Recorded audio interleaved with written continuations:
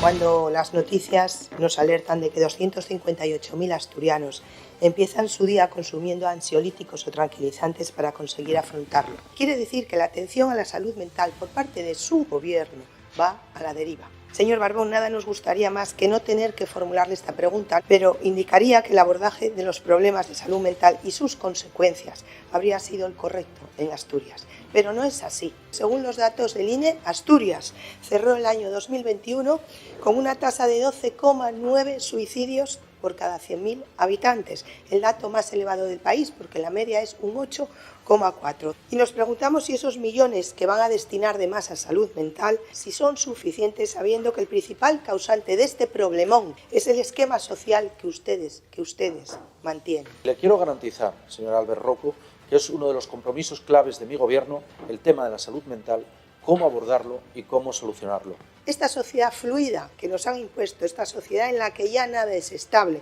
ni existe seguridad alguna, estas son palabras de Teresa Bove, psicóloga del SESPA y profesora de la Universidad de Oviedo. Esto que dice es el caldo de cultivo para la sucesión de problemas de salud mental de una sociedad asturiana preocupantemente afectada por la mala estrategia de una consejería inútil para tomarle la delantera al problema.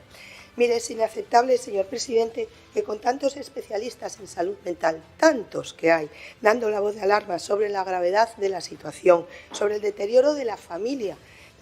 como refugio fundamental y esencial frente a la pérdida de referencia de los individuos, sobre el acoso escolar, el bullying, las autolesiones, la anorexia, o la violencia que sufren los niños, adolescentes, jóvenes ante un presente insatisfactorio y un futuro